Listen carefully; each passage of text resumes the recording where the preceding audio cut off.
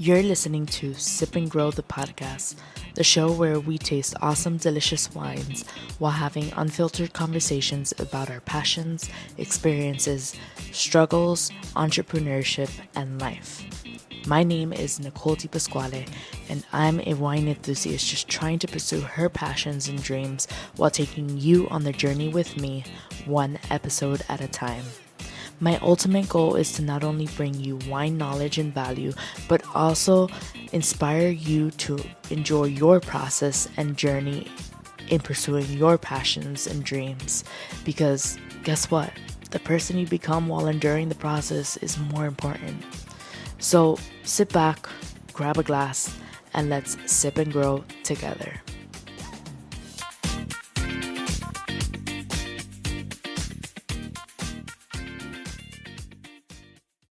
Hi guys, welcome back to another episode of Sip and Grow with me, your host, Nicole Di Pasquale.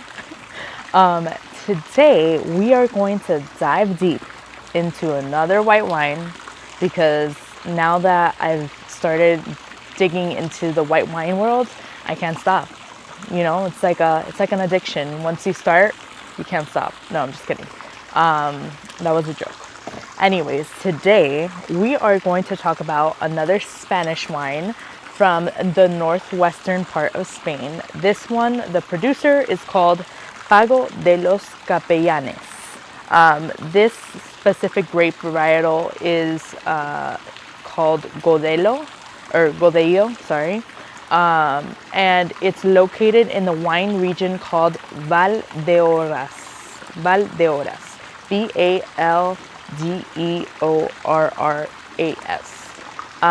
So like I said, it's in the northwestern part of Spain, basically in Galicia. And in this little circle, which I'm pretty sure you guys can't read it on camera, but it says O lugar do sil. So that in the region of Valdeorras, there's a great river called Sil, S-I-L, and O lugar do sil is basically, I wrote it down so I don't forget because notes are important. The name conveys the charm of the moon on the waters of the Sil. So Sil, like I said, S-I-L, is the great river of the region, the wine region called Valdeorras. And it's in a town called Sidur, spelled S-E-A-D-U-R. So within this wine region, right, where Godello, the grape varietal, is produced, it has like deep clay soils mixed with granite rocks, which that, in essence, when you have granitic soils, it's actually really, it kind of forces the roots of the vines to go deeper to find nourishment, basically. And that is great for harsh conditions like heat or drought. So I have high hopes for this wine. This wine, oh my God, I forgot to look at the receipt. I think it was within the $20 range. I think it was $25 to be specific. It was between $25 to like $28. I know it was on the higher ticket price of things. Based off of other wines I've gotten that are really good, that are within like the $15 range. But I saw it, the bottle looked pretty, and I was like, you know what, let's try it out. Let's try it out because you never know. I've actually never tried this grape varietal based off of where it's located.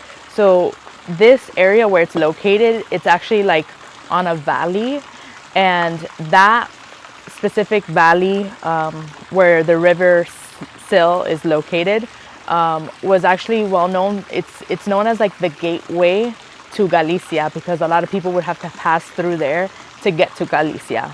So and that's like from like way back when, medieval times situation. So I'm excited for this wine because I think it's gonna be, based off of what I've read of the region and the area and the soils, I have a high hopes that this is going to be highly acidic, and we love ourselves a highly acidic white wine because we love all those acids in our, and minerality in our white wines. Well, I do. Anyways, let's open this up. It's so funny because so I'm currently working at in a sales position for a brand, a clothing brand, and I really enjoy it. It's kind of like a part-time situation while I, build my wine brand, podcast, business, all that fun stuff. But it's been really cool, and I told myself, once I became or decided to become an entrepreneur, I was like, we're going to, first and foremost, wow, this is very difficult to open right now. Please excuse me while I'm trying to aggressively open this. Which, by the way, I don't even, no way. I don't even have to use this. This is like a cork situation. This is weird. I've never had a wine like this. Literally, it's made of glass. And I just opened it like a champagne. Ooh. Anyways, going back to my story about entrepreneurship, I was like, Nicole, moving forward, we're only going to do things that bring us joy, and we're only going to be a part of an environment that is positively serving us and helping us and pushing us to grow and be better every single day. So with that said, setting that intention, I have basically been working on letting go of control, because you can't control anything, because life happens and it will keep on happening, and you just gotta roll with the punches and go with the flow. But speaking to fellow entrepreneurs and friends of mine that are entrepreneurs, everyone says the same thing. You just need to go with the flow, ride the waves, and every day is gonna be different. And I've really taken that into account with all my experiences, whether it be my jobs, my relationships, whatever. And I just take it day by day. And one of the things that I really love about the current sales position that I'm working at is I was like, you know what, let's find something that is going to obviously help us pay a couple important medical bills, and or not medical bills, but something that will give us insurance and help us pay our day-to-day survival bills, as I call them.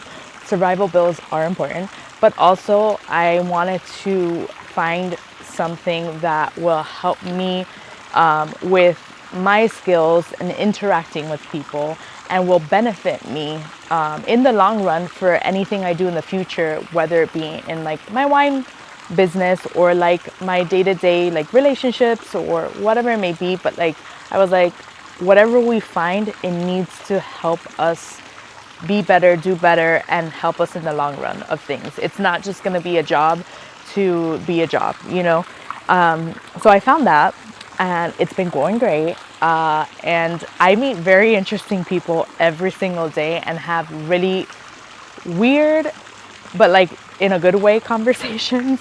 And it just goes to show me, or it reminds me that everything, and I always preach this on here, but everything does happen for a reason, and every person comes into your life for a reason. So don't get upset, or don't be sad or mad or feel some type of way if someone leaves your life for a little bit and then maybe comes back, or you thought you were gonna have a certain friendship with someone and then all of a sudden you're no longer friends with that person. If you live every single day thinking everyone is in your life when they need to be in your life, then you're gonna be more relaxed about each encounter that you have with people, and for a fact the people that are meant to stay in your life will be a part of your life, and the people that are not meant to stay a part of your life won't be a part of your life. And there's people that might come and go, and that's gonna be their role in your life, their entire your entire livelihood, right? Or there's gonna be other people that are gonna be in your life the entire time, and then there's gonna be some people that will be there for a little bit and then leave. But every encounter is important, and every encounter is a moment for you to learn more about yourself and reflect on things that maybe you need to work on, or they might open your eyes or perspective to something that you weren't aware of. in whatever it may be, whether it's like, I don't know, something that an idea that you're stuck on, that all of a sudden after you have a conversation with a stranger, you're like, oh my God, I just solved my problem. Like now I have all the answers and I can move forward. Like that encounter is not random. That happened for you to solve that problem in that moment, because that was your moment to solve the problem that, or issue that you were having with whatever you're trying to do.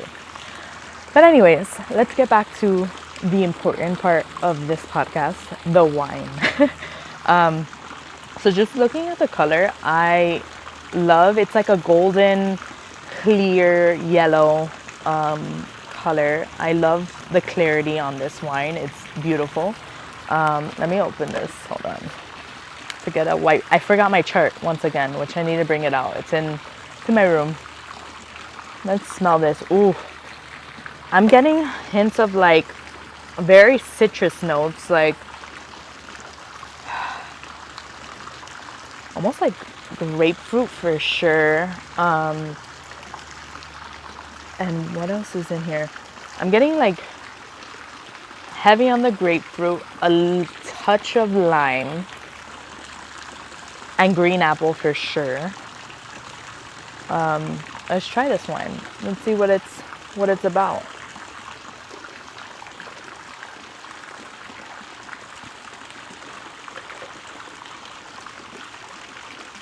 Oh my God. Okay, so medium bodied, high on the acids. This is super crisp, super fresh, low on the tannins. There's not many tannins in here. I didn't find how they, or I didn't look up how they aged this wine, or the process of how they made it. But just based off of taste, I don't think they aged it in oak barrels, just because I don't get that sense of like oakiness in there. But this kind of reminds me almost like, well, it's kind of like the Asua wine that we had on the previous episode, but like more heavy on the minerality than there's no oak in this. So I love this wine. I probably would have this wine with like fresh seafood, or even like, you know what I would have this with? Like a polenta too, like, ooh, fried polenta. I would have that with this. That was like a random thought, but like I was just thinking about having fried polenta the other day, and now I'm like, wow, this wine would actually go good with a nice fresh like polenta fries situation. Yeah.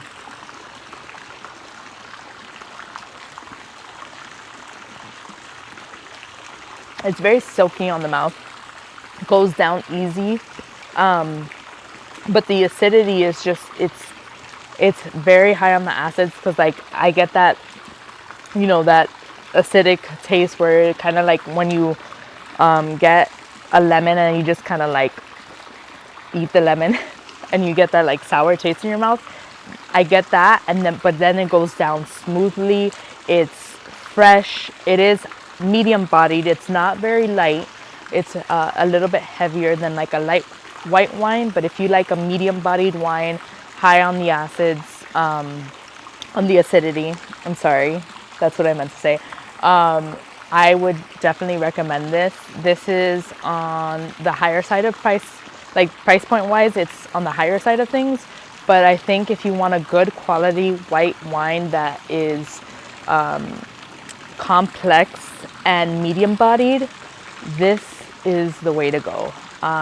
They actually, Spain produces Godello, but also, I don't know if I mentioned this earlier, I don't think I did, but Portugal, it's also highly produced in Portugal as well, but this one specifically is from Spain.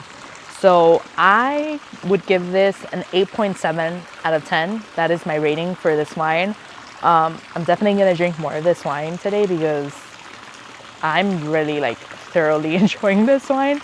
But let me know what you think.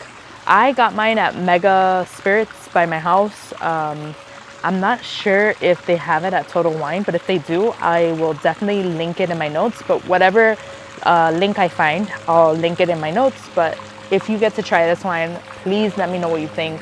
I'm very curious. But anyways, I hope you've enjoyed this episode. I hope to hear back from you on this wine. If you do get to try it, I would love to hear some feedback, and I will see you on the next one.